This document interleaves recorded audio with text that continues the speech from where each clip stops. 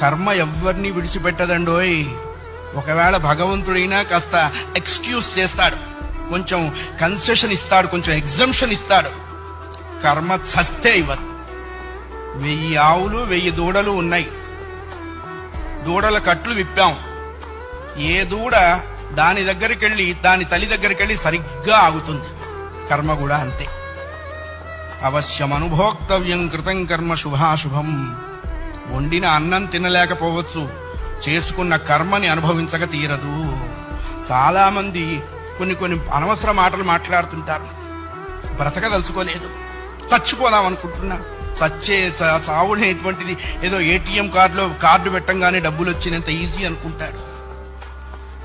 నువ్వు అనుకోంగానే చచ్చిపోతే నువ్వు చేసిన కర్మ అంతా ఎవడు అనుభవిస్తాడు? కర్మానుభవం అనుభవించడం కోసమైనా అది నిన్ను బ్రతికిస్తుంది.